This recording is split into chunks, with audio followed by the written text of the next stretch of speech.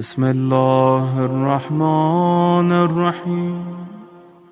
अऊज़ुबिल्लाहिस्समीइल अलीम मिनश्शैतानिर रजीम। बिस्मिल्लाहिर्रहमानिर्रहीम। अल्हम्दुलिल्लाहि रब्बिल आलमीन वस्सलातु वस्सलामु अला सय्यिदिल अंबियाइ वल मुरसलीन व आलिहि तय्यबीन अत्ताहिरीन अल मासूमीन अल मज़लूमीन अल मुंतजबीन व लअनतुल्लाहि दाइमन बाक़िया अला अअदाइहिम व गासिबि हुक़ूक़िहिम व मुनकिरि विलायतिहिम व फ़ज़ाइलिहिम व मसाइबिहिम व ग़ैबतिहिम अजमाइन। अम्मा बाद क़ाल सुब्हानहु व तआला फ़ी कलामिहिल मुबीन। बिस्मिल्लाहिर्रहमानिर्रहीम। हुवल्लाहुल्लज़ी ला इलाहा इल्ला हु आलिमुल ग़ैबि वश्शहादति हुवर रहमानुर रहीम। हुवल्लाहुल्लज़ी ला इलाहा इल्ला हु अल मलिकुल कुद्दूसुस सलामुल मुमिनुल मुहैमिनुल अज़ीज़ुल जब्बारुल मुतकब्बिर सुब्हानल्लाहि अम्मा युश्रिकून। हुवल्लाहुल खालिकुल बारिउल मुसव्विरु लहुल अस्माउल हुस्ना। सदक़ल्लाहुल अलियुल अज़ीम। मिलकर सलवात पढ़ते मोहम्मद और आले मोहम्मद।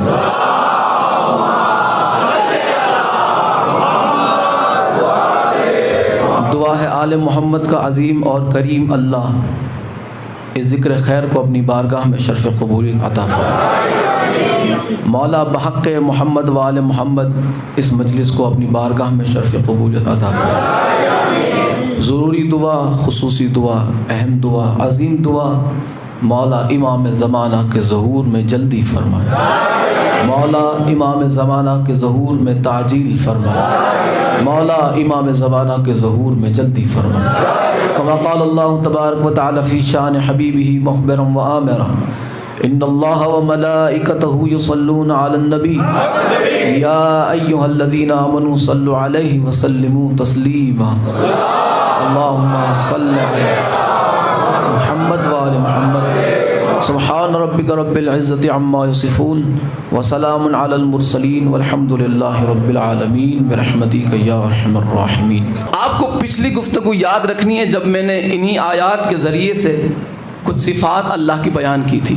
खुदा फरमाता है सूरह हश्र की ये आखिरी रुकू है, फरमाता है बिस्मिल्लाहिर्रहमानिर्रहीम हुवल्लाहुल्लज़ी ला इलाहा इल्ला हु। सिफ़ात में इंशाअल्लाह गिनवाते जाऊँगा। इन 3 आयत में अल्लाह ने अपनी कितनी सिफ़ात का बयान किया। उन सिफ़ात को बयान करने के बाद अल्लाह ने एक और बात फरमाई जिससे इन सिफ़ात की अहमियत वाज़ेह होगी। अल्लाह फरमाता है हुवल्लाहुल्लज़ी ला इलाहा इल्ला हु। बेशक अल्लाह वो है जिसके सिवा इबादत के लायक कोई नहीं। ये उसकी पहली सिफत है, ला इलाहा इल्लहु, उसके सिवा कोई इबादत के लायक नहीं है। फिर अल्लाह फरमाता है आलिमुल गैबि वश्शहादा। ये उसकी दूसरी सिफत है कि वो गैब का इल्म जानने वाला है। जो नज़र आता है वो उसका भी गवाह है, जो हमें नज़र नहीं आता उसका भी गवाह है। वो गैब का इल्म रखता है, ये उसकी दूसरी सिफत है। तीसरी सिफत में अल्लाह ने फरमाया हुवा रहमान और रहीम। तीसरी सिफत यह है कि वो रहमान भी है। चौथी सिफत यह है कि वो रहीम भी है। हज़रात तवज्जो ज़रूर फरमाइए कि अल्लाह एक है, उसकी सिफात ज़्यादा है। उसकी सिफत 4 हो गई, 4 सिफात हो गई, लेकिन अभी भी वो एक है। अल्लाह अभी भी एक ही है, सिफात उसकी 4 हो गई। फिर अल्लाह ने अगली आयत में फरमाया हुवल्लाहुल्लज़ी ला इलाहा इल्ला हु अल मलिक। 5वीं सिफत उसकी ये है कि वो बादशाह है। मलिक का माना बादशाह। फिर 6ठी सिफत में अल्लाह फरमाता है अल मलिक अल कुद्दूस। उसकी 6ठी सिफत यह है कि वो एक सलामती पर रहने वाला है। उसकी सलामती में कभी ऊंच नीच नहीं होता, वो एक सलामती पर रहने वाला है। उसकी 7वीं सिफत यह है कि अल मुमिन, वो मोमिन है, वो अमन कायम करने वाला है। उसकी 7वीं सिफत यह है कि वो मोमिन है। 8वीं सिफत में अल्लाह फरमाता है कि वो मुहैमिन है, वो निगहबान है। हजरात अपने जहनों को बेदार रखें, अल्लाह की सिफात 8 हो गई, वो अब भी एक ही है। सिफात 8 हो गई लेकिन वो आप अब भी एक है। 9वीं सिफत में अल्लाह ने फरमाया कि अल अजीज़, वो गालिब है। 10वीं सिफत में अल्लाह ने फरमाया कि अल जब्बार, वो जब्बार है। 11वीं सिफत में अल्लाह ने फरमाया कि अल मुतकब्बिर, तकब्बुर सिर्फ अल्लाह के लिए है, तकब्बुर सिर्फ उसी के लिए है, वो मुतकब्बिर है, तकब्बुर सिर्फ उसके लिए है। ये 11 सिफात हो गई। फिर अल्लाह फरमाया कि हुवल्लाहुल खालिक, बेशक वो अल्लाह खालिक है। ये खालिक उसकी 12वीं सिफत है। इन 3 आयत में, तीसरी आयत में अल्लाह फरमाता है कि अल्लाह खालिक है, वो बनाने वाला है, वो खल्क करने वाला है। 13वीं सिफत में अल्लाह फरमाता है कि वो बारी है, यानी दुरुस्त रखने वाला, ठीक रखने वाला, वो चीज़ों को बिगड़ने नहीं देता। ये उसकी 13वीं सिफत है। फिर अल्लाह ने 14वीं सिफत में फरमाया कि अल मुसव्विर, वो तस्वीर बनाने वाला है, इसकी 14वीं सिफत है। हजरात, अल्लाह अब भी एक है, 14 उसकी सिफात है। और फिर ये 14 सिफात गिनवाने के बाद अल्लाह फरमाता है, क्या फरमाता है? लहुल अस्माउल हुस्ना, ये जो नाम है ना, ये अल्लाह को बहुत प्यारे नाम है। ये सिफात उसकी है। ये 14 सिफात मैंने गिनवाई, 14 सिफात गिनवाई। वैसे अल्लाह की 14 नहीं, 99 सिफात है ना। जो भी कुरान आपके घर में उसे खोलें, उसके बिल्कुल शुरू के सफ़ात में अल्लाह के 99 नाम होते हैं। अल्लाह के 99 नाम है। मैंने अभी फ़िलहाल 14 नाम पढ़े। भाई, जिन्हें एक अली हजम नहीं होता, उन्हें 14 कैसे हजम हो जाएंगे?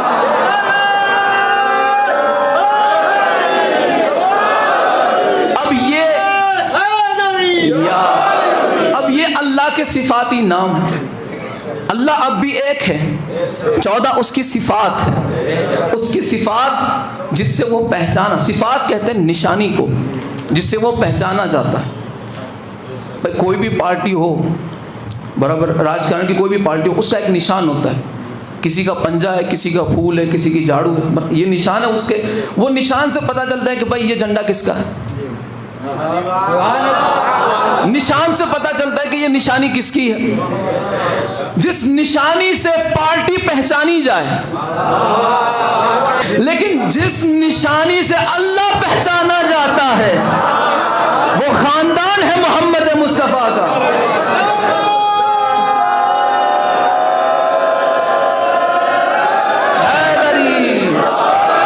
वो खानदान है फातिमा ज़हरा का, वो खानदान है अलीउल मुर्तज़ा का, कि जिससे वो पहचाना जाता है। ये उसकी निशानियां हैं।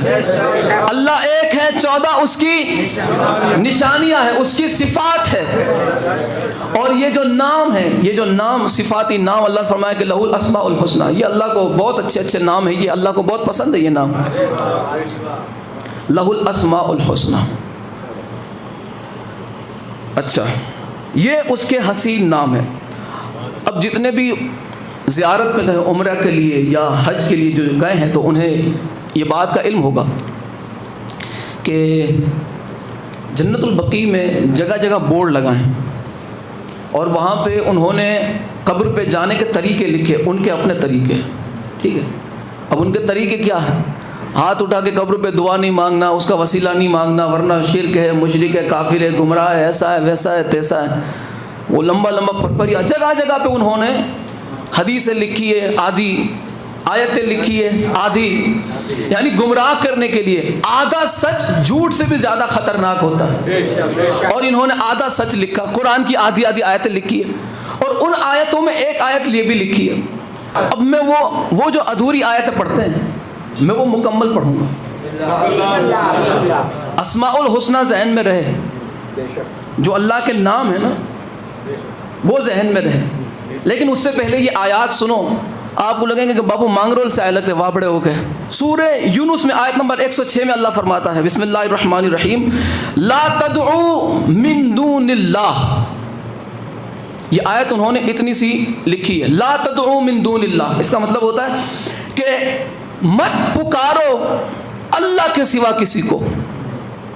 हम या अली मदद कहते हैं, ये कहते हैं शिर्क करते हैं। हम या रसूलुल्लाह मदद कहते हैं, ये कहते हैं शिर्क करते हैं। कोई बात नहीं, अल्लाह के सिवा, खुद अल्लाह फरमाता सूरह यूनुस आयत नंबर 106 में, ला तदऊ मिन दूनिल्लाह, अल्लाह को छोड़कर किसी को मत पुकारो। और फरमाता है कि इसलिए मत पुकारो कि माला यनफउका वला यजुर्रुक, ये वो हैं जिन्हें तुम अल्लाह को छोड़ के पुकारते हो, जो न तुम्हें नफ़ा पहुंचा सकते हैं न तुम्हारा कोई नुकसान कर सकते हैं। फिर अल्लाह ने फरमाया कि फ़इन फ़अलता, और अगर फिर भी तुमने ये काम किया कि अल्लाह को छोड़ के किसी को पुकारा, फ़इन्नका इज़म मिनज़्ज़ालिमीन, तो याद रखना तुम जालिमों में से हो जाओगे। ये मुकम्मल आयत है, लगा के नहीं मांगरोल वाला में। फ़इन्नका फ़इन फ़अलता फ़इन्नका इज़म मिनज़्ज़ालिमीन, अल्लाह को छोड़ के अगर किसी को तुमने पुकारा तो तुम जालिमों में से हो जाओगे। चलो आपकी खामोशी में और बढ़ा दूँ, सूरह आराफ में अल्लाह ने फरमाया कि वल्लज़ीना तदऊन मिन दूनिही, जिनको तुम पुकारते हो अल्लाह को छोड़कर, ला यस्ततीऊन नसरकुम वला अनफुसहुम यंसुरून, ये जो तुम अल्लाह को छोड़कर तुम दूसरों को पुकारते हो, ये ना खुद अपनी मदद कर सकते हैं न तुम्हारी मदद कर सकते हैं। अल्लाह को छोड़ के जिसने भी किसी को पुकारा, पुकारना किसे? अल्लाह को। नहीं नहीं नहीं, इस कंजूसी का जवाब नहीं चलेगा। मैंने आयत पढ़ी है, ये वही कुरान है कि जो अली के साथ है, और ये वही अली है कि जिसके साथ कुरान है। तो भाई पुकारना किसे है? फिर भी पीछे से आवाज नहीं आती यहाँ तक। पुकारना किसे है? सिर्फ अल्लाह को पुकारना है। किसे पुकारना है? सिर्फ अल्लाह को। ये सिर्फ है, ये थोड़ा वजन और बढ़ा देगा ताकि हमारी तौहीद पे कोई शक न करे कि शिया अल्लाह को नहीं मानते। पुकारना किसे है? सिर्फ अल्लाह को पुकारना है। भाई चलो आओ, हम अल्लाह को मिलके सिर्फ अल्लाह को पुकारते हैं। हम सारे मिलके सिर्फ अल्लाह को पुकारते हैं। परवरदिगारा कोई तरीका तो बता, तुझे पुकारने का तरीका तो होगा। आवाज आई कि ये सूरह आराफ में अल्लाह ने फरमाया कि वलिल्लाहिल अस्माउल हुस्ना, ये जो अल्लाह के नाम है ना, अस्माउल हुस्ना, अभी मैंने 14 नाम पढ़े हैं अल्लाह की सिफाती नाम। अल्लाह ने फरमाया कि ये नाम अस्माउल हुस्ना है। और यहाँ पे सूरह आराफ में अल्लाह ने फरमाया कि वलिल्लाहिल अस्माउल हुस्ना, अल्लाह के अस्माए हुस्ना है। ये जो नाम है ना, फदऊहु बिहा, मुझे इन्हीं नामों के जरिए से पुकारा करो।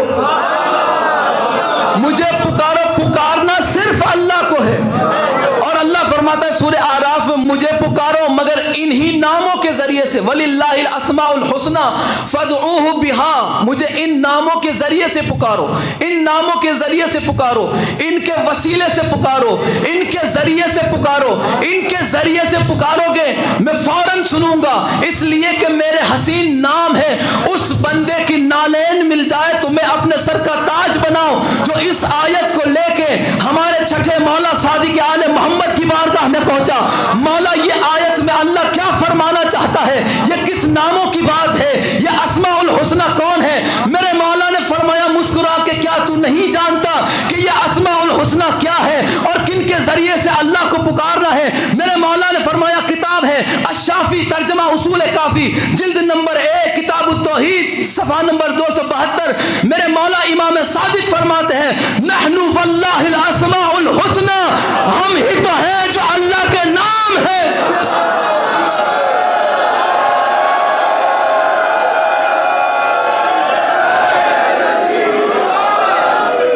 नहनु वल्लाहिल अस्माउल हुस्ना, हम ही तो हैं जो अल्लाह के अस्माए हुस्ना है। इसीलिए हम जब या अली मदद कहें तो हमारी तौहीद पे शक न करना। हमने जिसे भी पुकारा है अल्लाह को छोड़कर नहीं, अल्लाह से पूछ के पुकारा है। और ये अल्लाह ने बताया कि मुझे इन नामों के जरिए से पुकारा, और वो नाम ये 14 है। मौला फरमाया कि हम ही तो हैं जो अस्माए हुस्ना। या रसूल अल्लाह मदद कहना ऐन तौहीद है, या अली मदद कहना ऐन तौहीद है। या अली मदद कहोगे तो खुदा या अली नहीं या अल्लाह मदद सुनेगा, इसलिए कि ये नाम तो उसी के हैं। या मोहम्मद मदद कहोगे तो आवाज या मोहम्मद नहीं पहुंचेगी, या अल्लाह मदद पहुंचेगी। आवाज अगर या हुसैन की दोगे तो सदा वहां या अल्लाह बन के पहुंचेगी, इसलिए कि यही तो वो नाम है जो अल्लाह के हसीन नाम है। पिछली गुफ्तगू में अगर आपको याद हो, 3 शाबान को मैंने अस्माउल हुस्ना में से 4 नाम पढ़े थे, 4 सिफात अल्लाह की। आलिमुल गैब व शहादती हुवल्लाहुल्लज़ी ला इलाहा इल्लाहु, आलिमुल गैब व शहादती हुवर रहमानुर रहीम। ये 4 सिफात पढ़ी थी। अगली सिफत जो आज पढ़ना चाहता हूँ, अल्लाह फरमाता है हुवल्लाहुल्लज़ी ला इलाहा इल्लाहु अल मलिक। बेशक अल्लाह वही है कि जो इबादत के लायक है, जिसके अलावा कोई इबादत के लायक नहीं। और फिर अल्लाह फरमाता है कि ये वो अल्लाह है अल मलिक, जो बादशाह है। बादशाह कौन है भाई? अल्लाह है। अल्लाह ने फरमाया कि बादशाह मैं हूँ। बादशाह कौन है? हाँ, ये सिर्फ अल्लाह। इसमें एक लुत्फ है, अगर ये सिर्फ अल्लाह पे रहोगे तो अकीदा तौहीद और मजबूत होगा विलायत अली के साथ साथ। भाई बादशाह कौन है? मलिक का मतलब बादशाह, कायनात का बादशाह कौन है भाई? सिर्फ अल्लाह। अल्लाह के सिवा कोई बादशाह नहीं। अल्लाह ने फरमाया मैं ही बादशाह हूँ। अल मलिक, बादशाह सिर्फ मैं हूँ, बादशाह मैं हूँ। परवरदिगारा हमने मान लिया बादशाह तू ही है, और इसमें कोई शक नहीं है। मैं तो तस्लीम करता ही करता हूँ। ये यहाँ पे जितने मोमिनीन बैठे हैं वो भी तस्लीम करते हैं कि बादशाह कौन है? सिर्फ अल्लाह। बादशाह सिर्फ अल्लाह है, अल्लाह के सिवा कोई बादशाह नहीं। परवरदिगारा तेरी बादशाहत में कोई शक नहीं, बादशाह तू ही तू है, तू ही बादशाह है। परवरदिगार ने तो कह दिया, फरमा दिया कि मैं बादशाह हूँ, लेकिन बात अब भी मुकम्मल न हुई। परवरदिगार ने अपने हबीब से फरमाया, मेरे महबूब मैंने तो कहा ही है, मेरा तो फरमान है ही है, लेकिन ये ज़माना मुझे नहीं जानता, ये तुझे जानता है। इनके सामने मैं नहीं आया, तू आया है, तो अब एक दफ़ा तू भी कह दे कि बादशाह मैं हूँ। परवरदिगारा तूने तो फरमा दिया तू बादशाह है, मुझसे भी गवाही दिलवाना चाहता है, मैं भी गवाही देता हूँ। मेरे रसूल तू फरमा दे कुलिल्लाहुम्मा मालिकल मुल्क। परवरदिगारा तू ही मालिक है, तू ही बादशाह है, बादशाह तू ही है, मुल्क तेरा है, मुल्क सिर्फ तेरे पास है, इसमें कोई शक नहीं। अल्लाह बादशाह है, अल्लाह की बादशाही में कोई शक है नहीं, अल्लाह बादशाह है। आयत रुक जाती मैं भी रुक जाता, अब ना आयत रुकी है, अब ना मुझे रुकना है। अल्लाह ने फरमाया कि बेशक अल्लाह ही बादशाह है। कुलिल्लाहुम्मा मालिकल मुल्क तुतिल मुल्क मन तशा, वो जिसे चाहे वो बादशाही अता कर देता है, वो जिसे चाहता है अपनी बादशाही अता कर देता है। अब देखो, वो बादशाहत देने के बाद मजबूर नहीं होता, वो मोहताज नहीं हो जाता कि बादशाही दे दी। अल्लाह फरमाता है कुलिल्लाहुम्मा मालिकल मुल्क, बादशाह मैं ही हूँ, और तुतिल मुल्क मन तशा व तंज़िउल मुल्क मिम्मन तशा, वो जिसे चाहे बादशाह बना दे, वो जिससे चाहे बादशाह छीन लेता है। ये ऐसा बादशाह है जो मोहताज नहीं।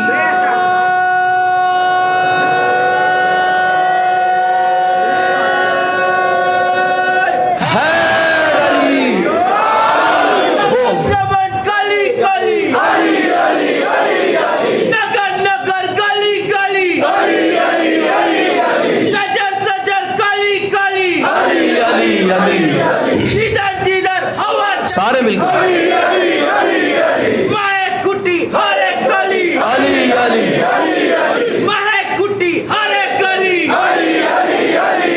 सजर सजर गली गली, नाराय हैदरी या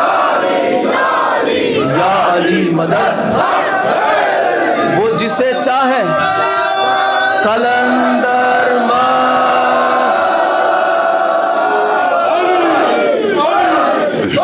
वो जिसे चाहे बादशाहत अता कर दे, वो जिससे चाहे बादशाहत छीन लेता है। तो अब ये छीनने और अता करने की बात तो आपको पता चल गई, वो जिसे चाहे दे दे बादशाह, बादशाह वही रहेगा, लेकिन वो जिसे चलाने दे दे, वो जिसे चाहे सल्तनत दे दे। तो अल्लाह ने बादशाहत किसे दी? गुफ्तगू इंशाल्लाह बादशाहत भी ही रहेगी। अल्लाह ने बादशाहत किसे दी ये भी कुरान से मैं पढ़ना चाहता हूँ। सूरह बकरा आयत नंबर 258 फरमाता है अलम तरा इलल्लज़ी हाज इब्राहीम फी रब्बिही। अल्लाह अपने रसूल से फरमाता है मेरे महबूब क्या आपने नहीं देखा कि इब्राहीम से उसके रब के मामले में कौन लड़ता है, कौन झगड़ता है? हज़रत इब्राहीम से कौन लड़ा? नमरूद। तो यहाँ पे अल्लाह ने नमरूद की बात की, यानी जब हज़रत इब्राहीम और नमरूद के दरमियान ये जो लड़ाई हुई तो रसूल देख रहे थे। ये कुरान कह रहा है मेरे महबूब आपने देखा नहीं कि नमरूद लड़ा इब्राहीम से उसके रब के मामले में? तो क्यों लड़ा? वो रब के मामले में लड़ा तो मगर लड़ा क्यों? अल्लाह ने फरमाया कि ये नमरूद बदबख्त या मरदूद उस इब्राहीम से लड़ता है, उस इब्राहीम से झगड़ता है, उस इब्राहीम से उलझता है कि जिसे अन आता हुल्लाहुल मुल्क, कि जिसे मैंने बादशाही अता फरमा दी है। अब भाई किसी को कोई तकलीफ अगर अल्लाह हजरत इब्राहीम को बादशाहत दे दे, किसी को कोई वांदा कि अल्लाह हजरत इब्राहीम रजी अल्लाह अन्हो को बादशाहत दे दे। मैंने कुछ गलत पढ़ा? कुछ गलत पढ़ा? क्या पढ़ा? रजी अल्लाह, भाई रजी अल्लाह मैंने पढ़ा कि अल्लाह ने हजरत इब्राहीम रजी अल्लाह को बादशाहत दी, इसमें कोई वांदा? तो मोमिनीन ने जवाब दिया कि नहीं, रजी अल्लाह को नहीं, वो अलैहिस्सलाम है। कम से कम इतना तो पता चला कि अल्लाह जिसे बादशाहत देता है वो रजी अल्लाह नहीं अलैहिस्सलाम होता है।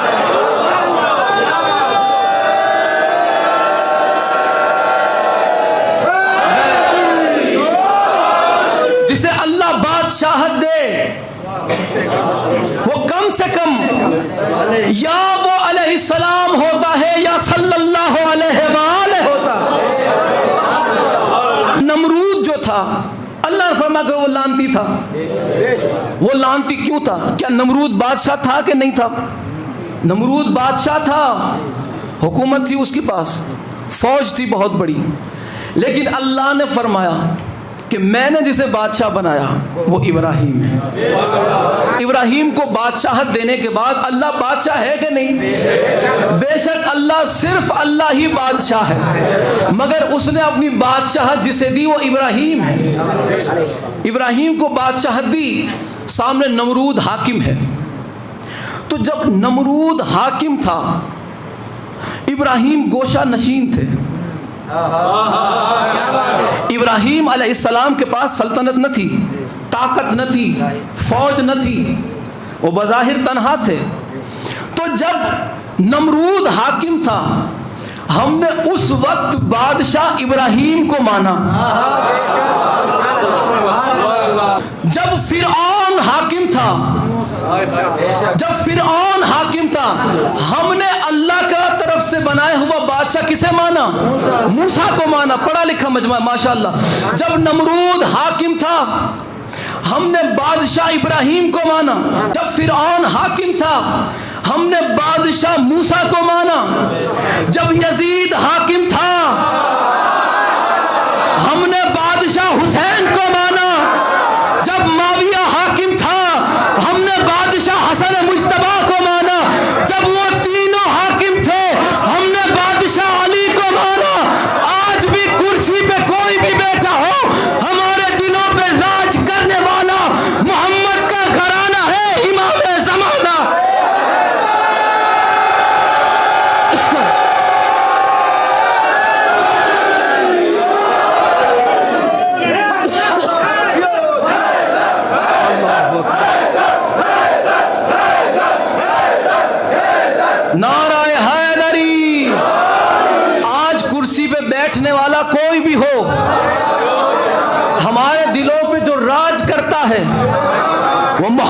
घराना है, वो इमाम ज़माना है।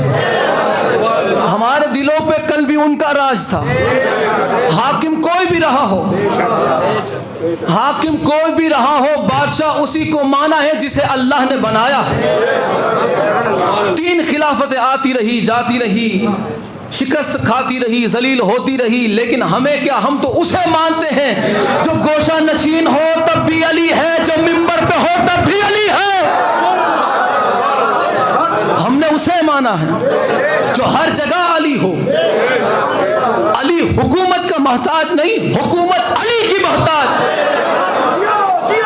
हुकूमत अली की मोहताज है। अली फजाइल का मोहताज नहीं, फजाइल अली का मोहताज है। अली अल्लाह के घर का मोहताज नहीं, अल्लाह का घर अली का मोहताज।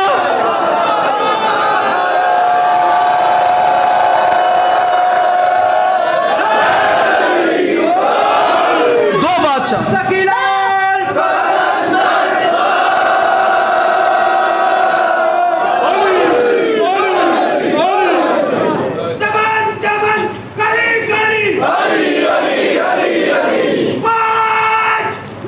सुभान अल्लाह।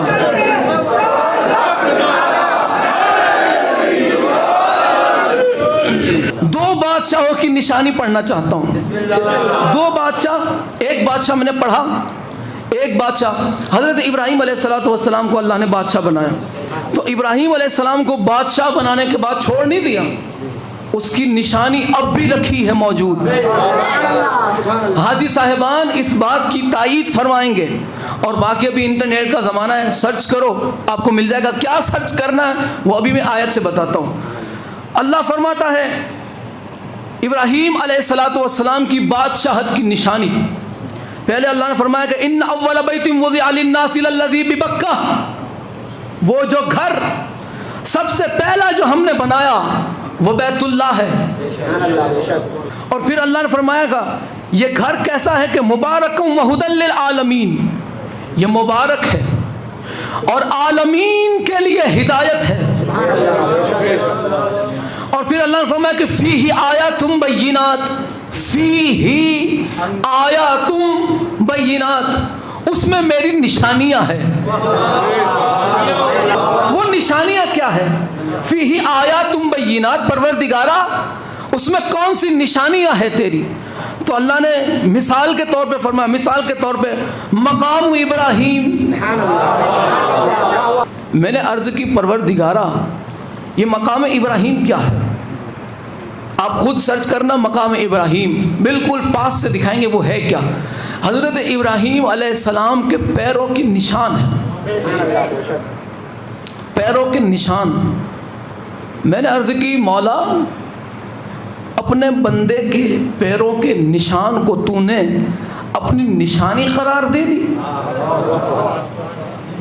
अब ये हज़रत इब्राहीम के पैर का उपला हिस्सा नहीं, तले का हिस्सा है, ये तले की छाप है।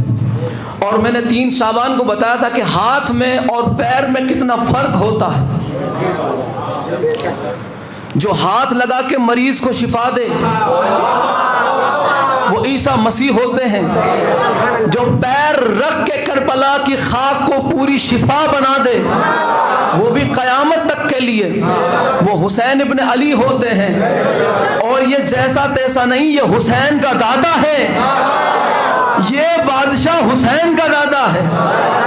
तो अल्लाह ने इसकी बादशाहत की निशानी रखी। परवरदिगारा पैरों के तलों की छाप को अपनी निशानी कह दी। तो आवाज आई, क्या वो बादशाह नहीं? ये बादशाह है इसीलिए निशानी है। परवरदिगारा इस बादशाह ने क्या किया? आपने फरमाया कि पढ़, कुरान पता चलेगा। आवाज आई, मैं तो जमीन पे आ नहीं सकता, मैं जिस्म रखता नहीं। मेरा काम इसने किया। वो क्या किया? इसने बुतों को तोड़ा। ये बादशाह है, ये दौड़ दौड़ के बुतों को तोड़ता था, ये दौड़ दौड़ के बुतों को तोड़ता था। लिहाजा मैंने इसके कदमों की छाप को निशान बना दिया। आहा परवरदिगारा, जो जमीन पे खड़े रह के बुतों को तोड़े, उस उसका निशान तो तूने रखा है। जो जमीन पे खड़े रह के बुतों को तोड़ता रहा, उसका निशान तो है। जिस अली ने मुस्तफा के कांधों पे खड़े रह के बुतों को तोड़ा था। परवरदिगारा बादशाह तो दोनों है, निशानी एक की मौजूद है, दूसरे की निशानी कहाँ है? आवाज आई जब घर देखेगा तो पता चलेगा। जिस बादशाह की निशानी अल्लाह ने अपने घर के बाहर रखी वो इब्राहिम जैसा बादशाह है। जिस बादशाह की निशानी अल्लाह ने अपने घर की दीवार में रखी उसे अली जैसा बादशाह कहते हैं।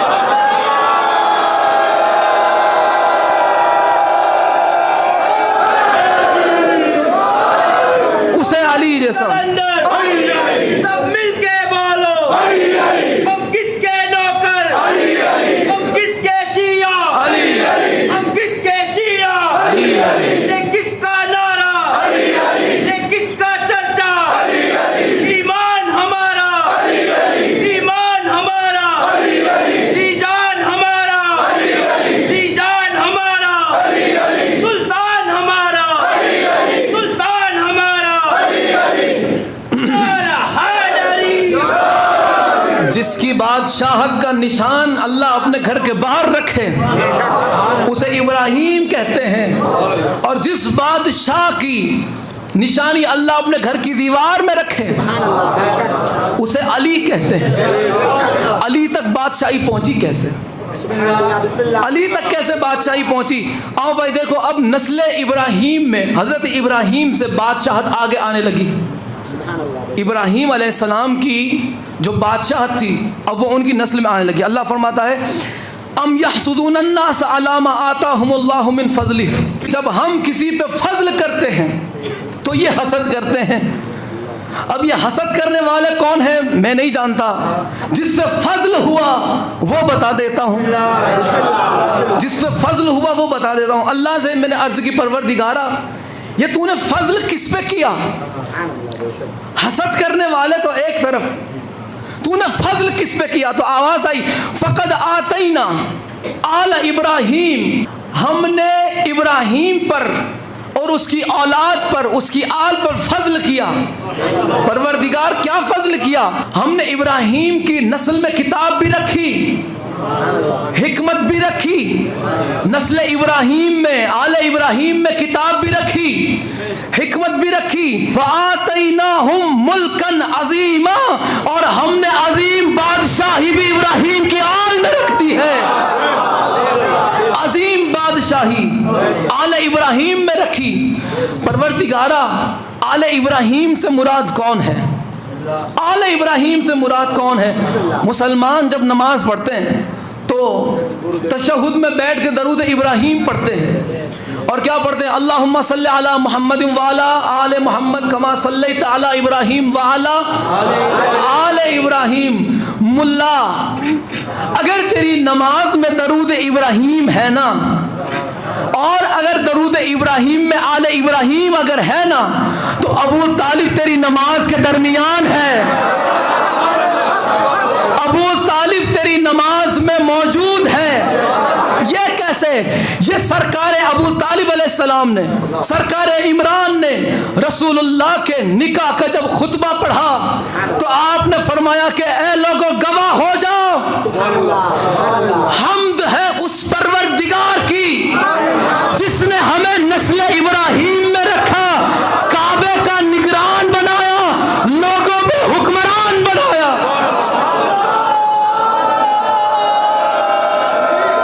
हैदरी, काबे का निगरान बनाया, लोगों पे हुक्मरान बनाया।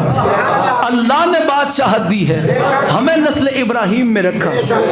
ये नस्ल इब्राहिम में बादशाहत ऐसे आगे चली। लेकिन बादशाह कौन है? सिर्फ अल्लाह। अल्लाह फरमाया कि अल मलिक, बादशाह मैं ही हूँ, इस कायनात का बादशाह मैं हूँ। सिर्फ कायनात का नहीं, मालिक यौमिद्दीन, ये उस दिन का भी बादशाह है कि जब हिसाब किताब होगा। दुनिया की बादशाह तो पता चली, आखिरत की बादशाहत ज़्यादा लंबी गुफ्तगू अब नहीं खींचूंगा मैं। आखिरत की बादशाहत ज़रूरी है कि वहाँ क्या होगा। लोग समझते हैं कुर्सी लगेगी, उस पे अल्लाह बैठेगा, हिसाब किताब होगा। ये याद रखना, अपने अकीदे के पल्लू में इस बात को बांध लेना कि वहाँ आखिरत के मैदान में कुर्सी नहीं, कुर्सियाँ लगी होगी। वहाँ कुर्सी नहीं होगी, वहाँ कुर्सियाँ लगी होगी।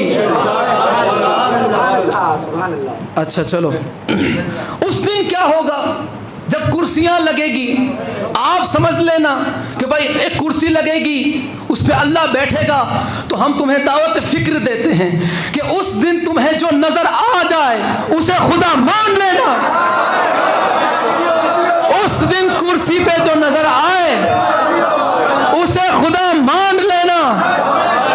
लेकिन वहां कुर्सी नहीं होगी, वहां कुर्सियां होगी। और वहां एक हिसाब नहीं लेगा, 14 हिसाब लेंगे।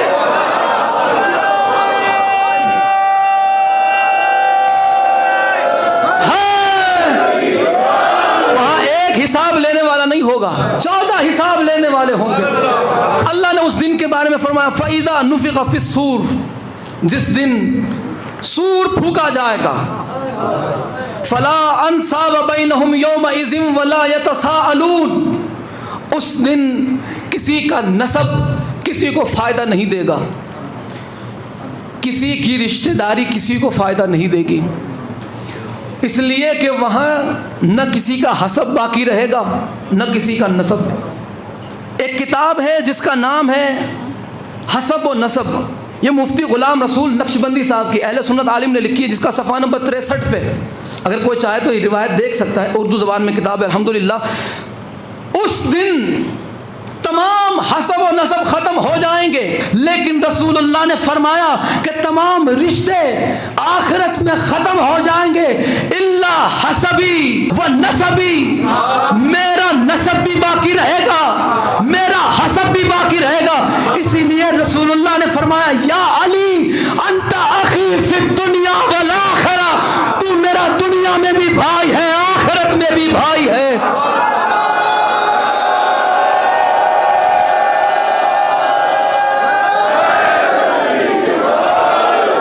दुनिया में भी भाई, आखिरत में भी भाई।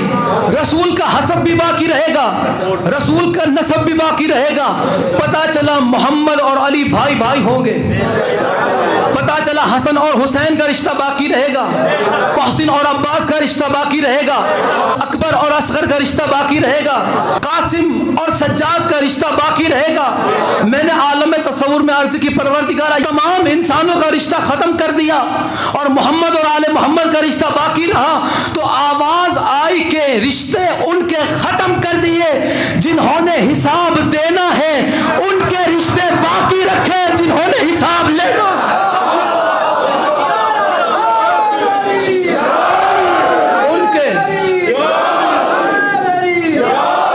उनके रिश्ते ख़त्म हो जाएंगे जो हिसाब देंगे। इसलिए कहते हैं कि मियाँ वहाँ कुर्सी नहीं होगी, वहाँ मसनदें सजेंगी। एक दफ़ा सलवात पढ़ दो सारे मिलके बाआवाज़ से बुलंद।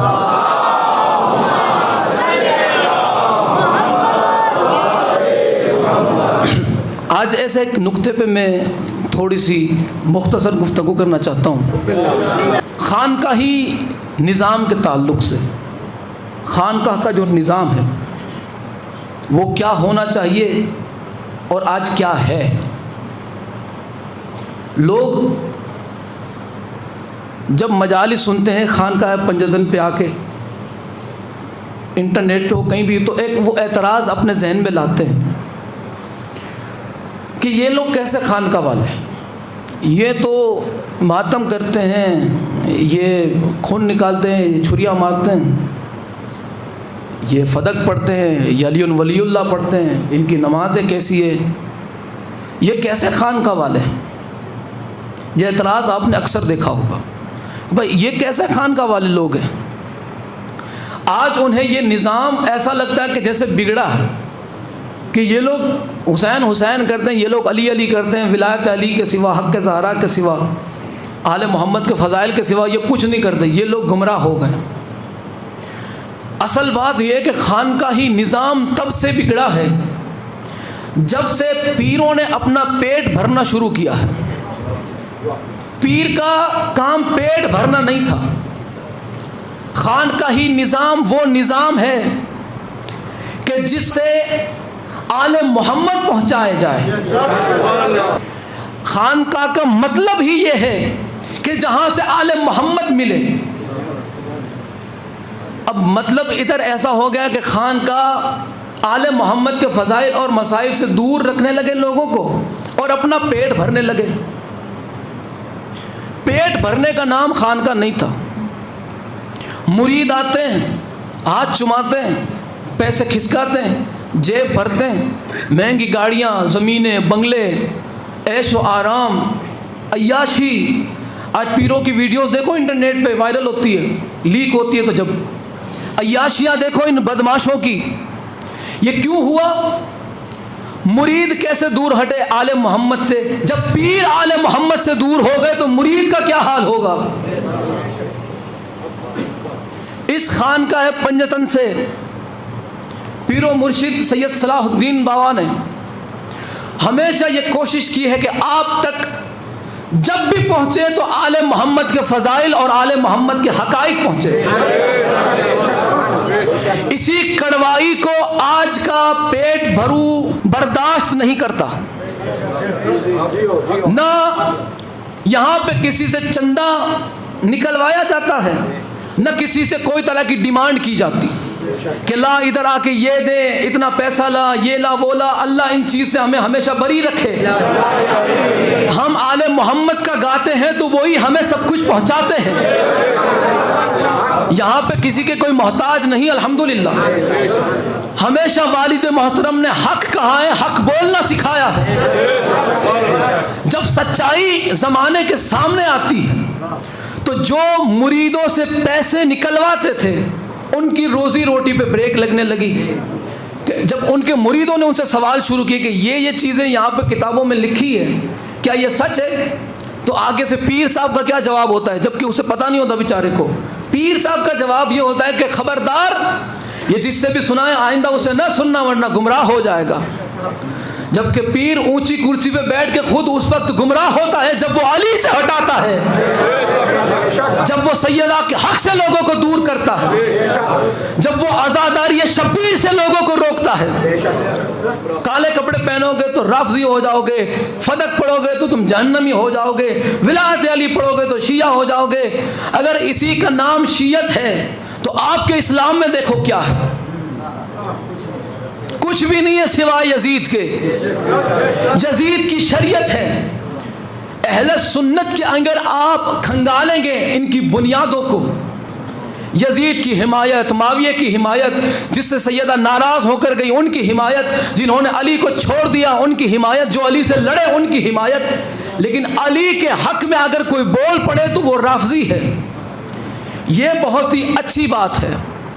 आप तो जहन्नम में जाएंगे, ये वो बात है कि हम तो डूबेंगे सनम, तुमको भी ले डूबेंगे, हम अकेले नहीं जाएंगे। जब हक बात होती है तो हर झूठ बोलने वाला, हर गुमराह करने वाला अपने आप को खतरे में महसूस करता है, इसलिए कि उसके पास सवाल के जवाब नहीं। खानकाही निज़ाम इसीलिए बनाया गया कि अहले बैत पहुंचाए जाए। मदरसे तो धड़ाधड़ देखो बनते जाते, आबाद होते जाते, क्यों? चंदा।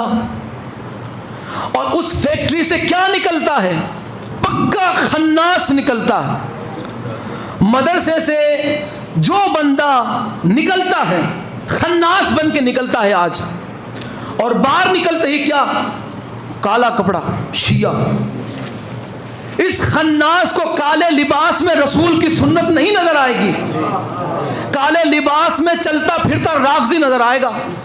इसलिए कि इसके जहन में गंदगी यजीदियत की भरी हुई है।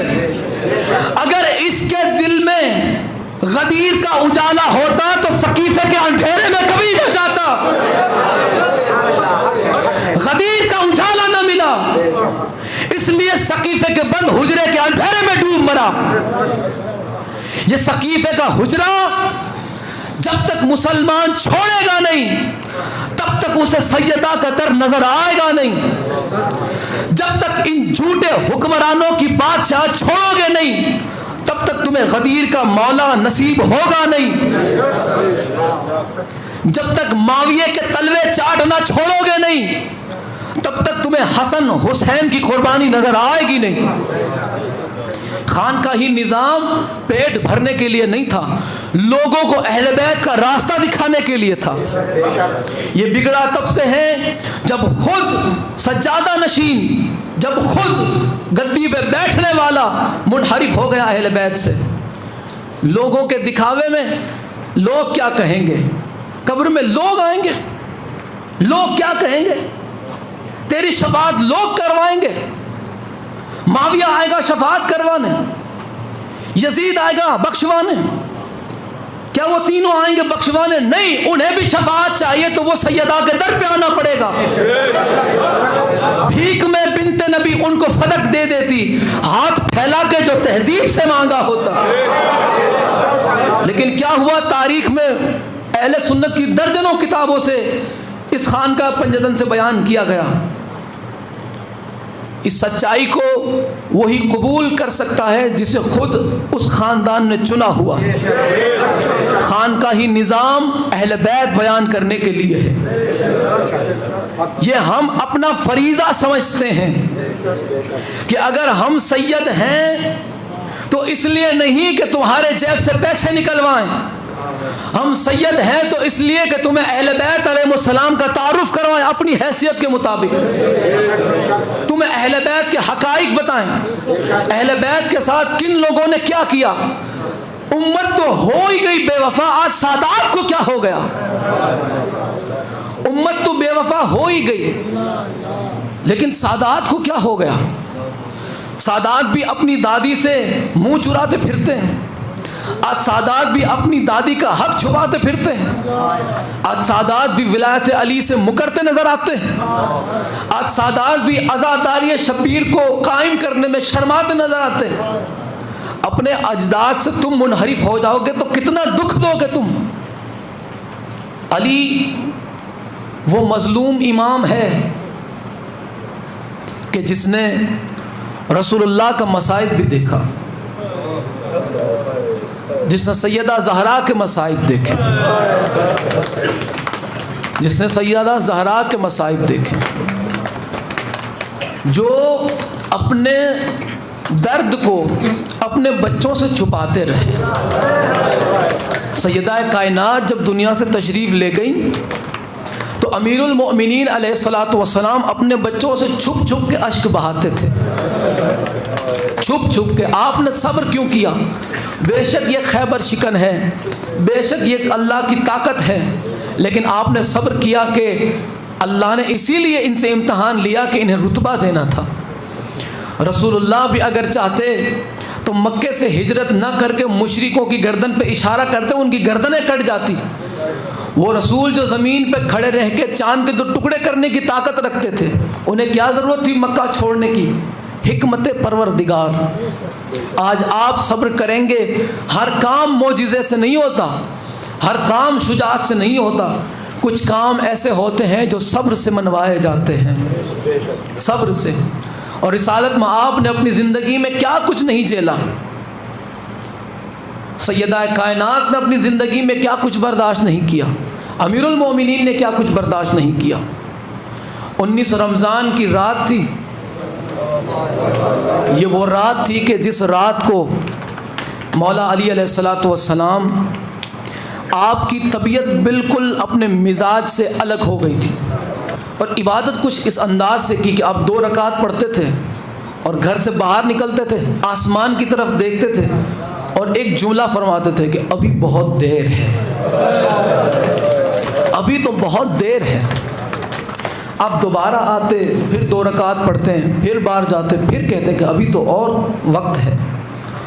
बीबी ज़ैनब आलिया ने मौला से पूछा कि बाबा जान, क्या कोई मेहमान आने वाला है, किसी मेहमान से मुलाकात होने वाली है, आप इस तरह बेचैनी से बाहर जाते हैं, किसी का इंतज़ार कर रहे हैं? आप फरमाया कि हाँ बेटा, बहुत बड़े मेहमान से मुलाकात करने वाला हूँ मैं।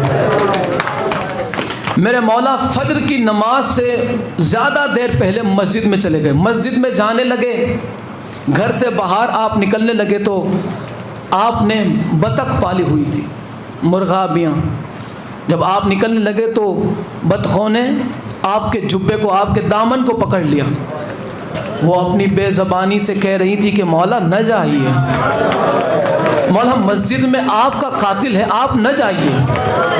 मौला ने बतखों से अपना दामन छुड़ाया और उस वक्त बीबी ज़ैनब ने जब देखा तो हद हो गई। आप घर से बाहर निकले, मस्जिद की तरफ पहुँचे। मस्जिद में दाखिल हुए, देखा आपने अब्दुर्रहमान इब्न मुलजिम सोया हुआ था उल्टा। आपने जगाया उसे। इसे कहते हैं कि जो सोए हुए कातिल को जगाकर अल्लाह की इबादत करे वो अली होता। अली ऐसा ही नहीं बनता, उसके लिए बहुत कुछ कुर्बान करना पड़ता।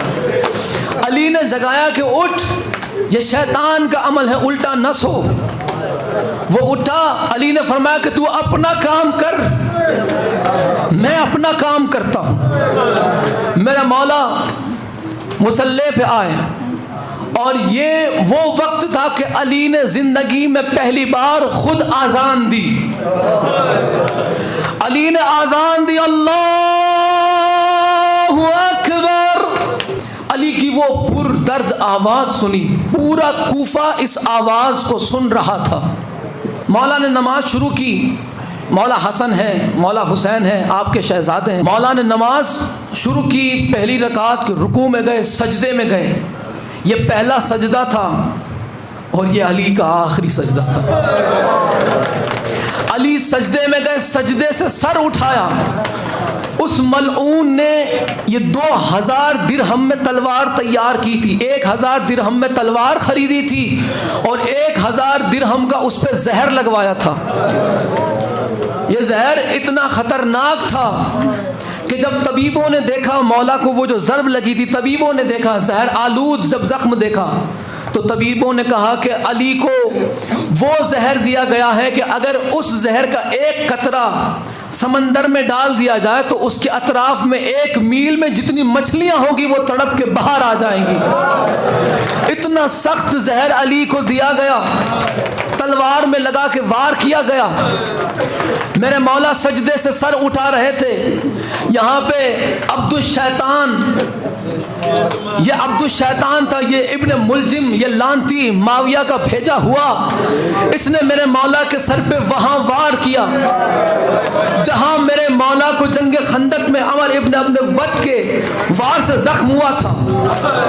ये जख्म इतना ज़्यादा था, इस वार ने जख्म मेरे मौला का ऐसा कर दिया जैसे आपके सामने कोई रहल पे कुरान खोल के रख दे। मेरे मौला का सर जख्म से ऐसे अलग हो गया। मेरे मौला ने जनाब हसन मुश्तबा से फरमाया कि हसन बेटा नमाज पढ़ाओ, इशारे से फरमाया नमाज पढ़ाओ। मेरे मौला ने अमीरुल मोमिनीन ने इशारे से, अमीरुल मोमिनीन ने हसन मुश्तबा के पीछे नमाज मुकम्मल की। अब यहाँ पे मेरे मौला के सर का वो जो जख्म था उसे जोड़ के मौला हसन ने पट्टी बांध दी। 19 की रात जब शुरू हुई तो अमीरुल मोमिनीन ने हुजरे के बाहर कुछ घोड़ों की टापों की आवाज़ें सुनी। घोड़ों की टापों की, ऐसा लगता था जैसे तलवारें नियाम से बाहर निकल रही है, कोई रख रहा है, कोई तलवारें, यानी कि वो तलवारों की झंकार की, घोड़ों की टापों की आवाज़ आई। मेरे मौला ने फरमाया ज़रा देखो कौन है। दरवाज़ा खोला तो देखा कौन, हुज़ैफ़ा यमानी, मौला के तमाम मकबूल तरीन सहाबा। ये लोग आए।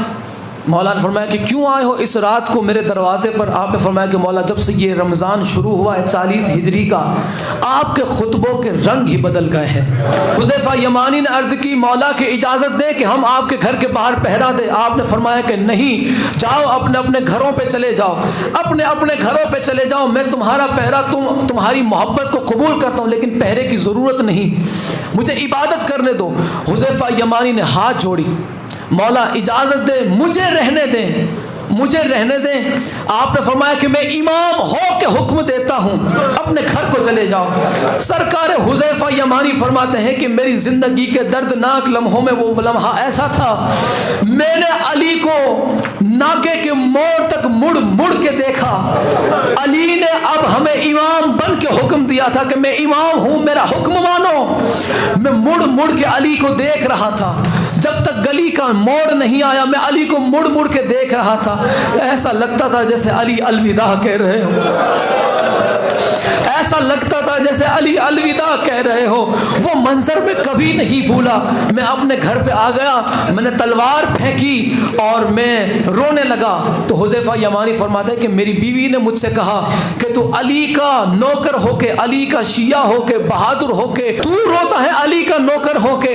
जनाब हुज़ैफा यमानी फरमाते हैं कि मैं क्या करूं, रोऊं ना तो क्या करूं। मुझे अली के लहजे से ऐसा लगता है जैसे कुछ न कुछ तो बुरा होने वाला है। और अली अपने घर का पहरा नहीं लेने देते, अली अपने घर के बाहर नहीं खड़ा रहने देते।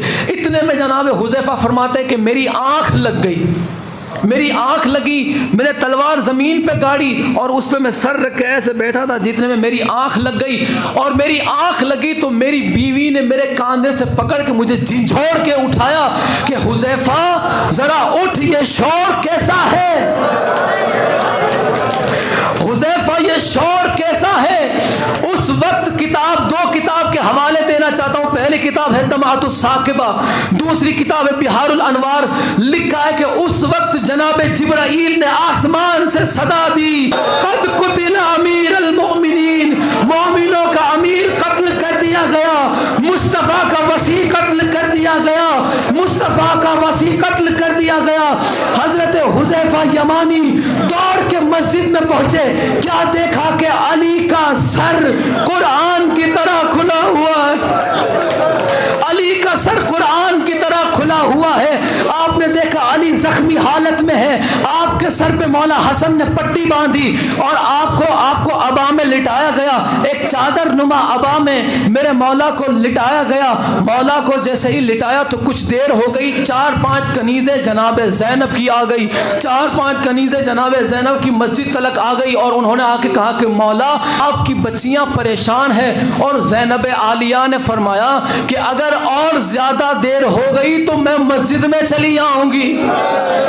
जैसे ही अली ने सुना कि ज़ैनब मस्जिद में आ जाएगी, मेरे मौला तड़प गए कि ज़ैनब और मस्जिद में, यह नाम महरम का मजमा और मस्जिद में मेरी बेटी चली आए, यह अली की गैरत गवारा नहीं करती।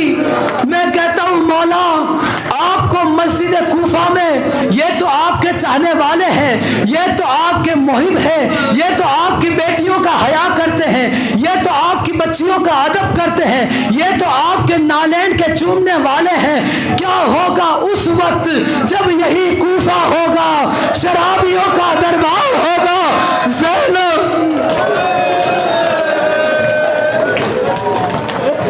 ज़ैनब बेचादर होगी उस वक्त, या अली क्या होगा। मेरे मौला तड़प गए। आपने फरमाया कि नहीं, खबरदार, ज़ैनब और मस्जिद हरगिज़ नहीं। मेरे मौला को 4 बेटों ने उठाया, एक तरफ मौला हसन, एक तरफ मौला हुसैन है, कमर से मोहम्मद हनफिया ने उठाया और कदमों से सरकार अब्बास ने उठाया, कदमों से सरकार अब्बास ने उठाया।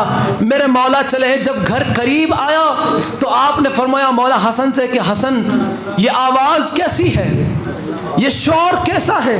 तो जनाब हसन मुज्तबा ने फरमाया कि मौला बाबा जान ये आपके चाहने वाले हैं, मौला ये आपके गम में गमगीन है। आपने फरमाया कि इनसे कहो इनकी मोहब्बत मुझे कबूल है, लेकिन ये इस वक्त मेरे घर से चले जाएं, ये इस वक्त मेरे घर से चले जाएं। मौला हसन ने जाके उनसे कहा कि आपकी मोहब्बत मेरे बाबा को कबूल है, लेकिन आप इस वक्त घर चले जाएं, आप घर पर ना आएँ। तो उन्होंने कहा कि मौला इजाज़त दे दीजिए, अपने बाबा से इजाज़त ले दीजिए कि हम साथ साथ आए और हम शोर नहीं करेंगे। हम समझ गए कि हमारा शोर आपके घर तक आएगा, आपकी बच्चियां सुनेंगी और ये आपको पसंद नहीं। हम बिल्कुल खामोशी से मौला रोएंगे और बस आपके घर के बाहर बैठेंगे। मेरे मौला हसन मुज्तबा आए और इजाज़त चाहिए। मौला ने फरमाया कि बात तुम्हारे रोने की नहीं है, बात तुम्हारे तुम्हारे रोने की नहीं है। मैं घर तक पहुंच गया हूं और मुझे ज़ैनब के रोने की आवाज़ आ रही है। मैं नहीं चाहता कि मेरी बेटी का बैन तुम लोग सुनो। जब भी हम मसाइब फातिमा के पढ़ते हैं हमें करबला याद आती है। जब मसाइब अली के पढ़ते हैं हमें करबला याद आती है। जब मसाइब हसन के पढ़ते हैं हमें करबला याद आती है। हम जब सैयदा के मसाइब पढ़ते हैं तो करबला ऐसे याद आती है कि सैयदा पे जलता हुआ एक दरवाज़ा गिराया गया और उस दरवाजे में लोहे की मेख थी जो सैयदा की पसली में बेबस हो गया।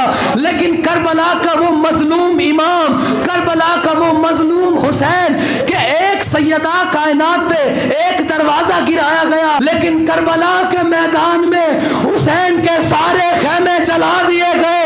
हुसैन के बदन में तीर पे तीर मारे गए, नेज़ों में नेज़े मारे गए, तलवार में तलवारें मारी गई। जब भी आले मोहम्मद के किसी फर्ज के मसाइब पढ़ते हैं करबला याद आती है। जब इमाम हसन के मसाइब पढ़ते हैं कि इमाम हसन को ऐसा जहर दिया गया था कि आपके कलेजे के टुकड़े टुकड़े होके बाहर आ गए, इतने टुकड़े हुए कि शुमार में नहीं आते। और करबला का गरीब हुसैन, यहाँ पे हसन के कलेजे के टुकड़े हैं, वहाँ पे करबला में कासिम के जिस्म मुबारक के टुकड़े हैं, यहाँ पे मदीना के अंदर हसन मुज्तबा के जनाजे पे तीर है। और करबला का हुसैन के जिसका लाशा तीरों पर आ गया,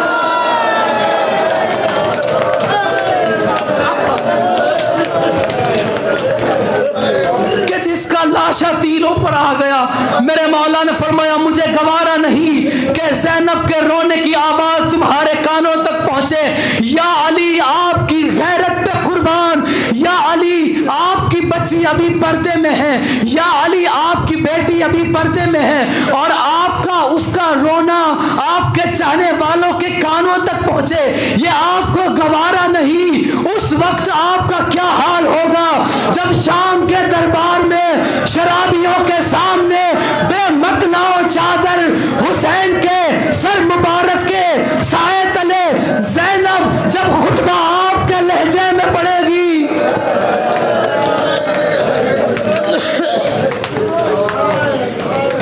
मेरे मौला ने फरमाया कि जाओ अपने अपने घरों को चले जाओ। मेरे मौला तशरीफ लाए, आपको लिटाया गया। कभी भी जिंदगी में न बाप ने बेटी को जी भर के देखा, न बेटी ने बाप को जी भर के देखा। मेरे मौला को लिटाया गया जब चारपाई पे, तो वो बेटी के जिसने कभी जी भर के बाबा का चेहरा नहीं देखा, उसने वो जो जख्मी थी पेशानी उसे बोसा दिया और अर्ज की बाबा आप तो मौत से डरते नहीं, ये आपकी आंखों में आंसू कैसे हैं? मेरे मौला ने फरमाया कि बेशक तेरा बाप कभी मौत से न डरा है न कभी डरेगा, लेकिन मेरी आंखों में आंसू इसलिए है कि जो जिम्मेदारी रसूल मुझे गदीर में सौंप के गए थे उस जिम्मेदारी को लेके मैं परेशान हूँ। उस जिम्मेदारी का क्या होगा? उस जिम्मेदारी का कौन सी जिम्मेदारी? कुरान। जब तक मुशरिक काफिर ईसाई यहूदी दुश्मन थे अली लड़ता रहा, लेकिन अब सफ में खड़े होने वाले मुसलमान इस कुरान के दुश्मन है। मैं दुनिया से जा रहा हूँ, बीबी ज़ैनब ने तड़प के फरमाया कि बाबा फिर आप इत्मीनान रखें और आप अल्लाह की बारगाह में सिधारें।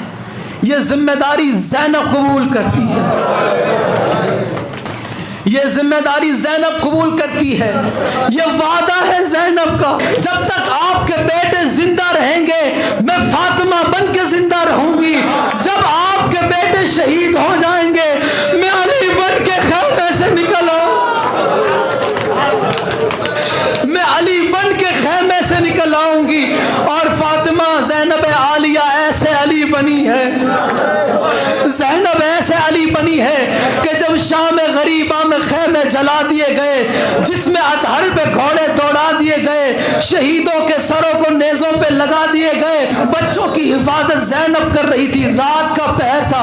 ज़ैनब आलिया ने अली बन के तमाम बच्चों की, औरतों की हिफाजत की। अली बन के जो खड़ी है, इतने में आपने देखा, इतने में क्या देखा कि एक घोड़े सवार आ रहा है, नकाब पहने हुए है।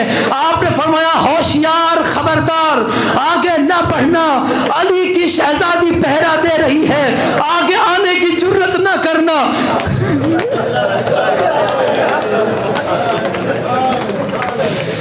आगे बढ़ने की जुर्रत ना करना, कोशिश ना करना आगे आने की। अली की बेटी पहरा दे रही है। इतने में वो सवार रुकता नहीं है, वो बढ़ता चला आता है, वो आगे बढ़ता ही रहता है। इतने में वो ज़ैनब के करीब आ गया। नकाब पोश ने फरमाया नकाब से कि एक दफा फिर बता, किसकी बेटी कहा तूने? उसने कहा मैं अली की बेटी हूं,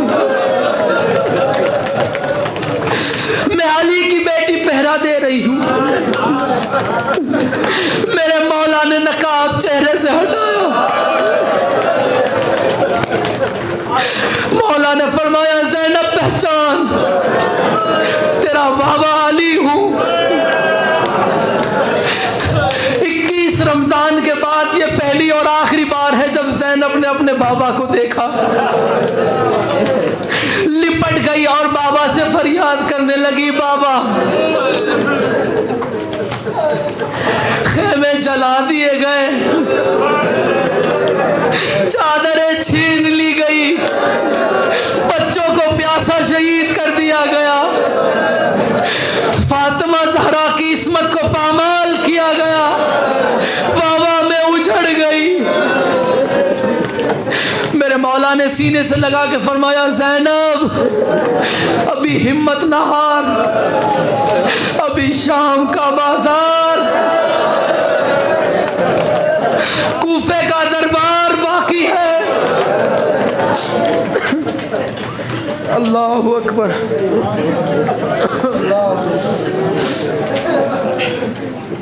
वसयअलमुल लज़ीना अय्यामुन क़लबी यनक़लिबून अला लानतुल्लाहि अलल कौम कमा क़ाल अल्लाह तबारक व तआला फ़ी शान हबीबिही मुख़बिरन व आमिरन इन्नल्लाह व मलाइकतहु युसल्लूना अलन नबी या अय्युहल्लज़ीना आमनू सल्लु अलैहि व सल्लिमू तस्लीमा अल्लाहुम्मा सल्लि अला मुहम्मद व आलि मुहम्मद व अज्जिल फ़रजहुम सुब्हान रब्बिका रब्बिल इज़्ज़ति अम्मा यसिफ़ून व सलामुन अलल मुरसलीन वल्हम्दुलिल्लाहि रब्बिल आलमीन बिरहमतिका या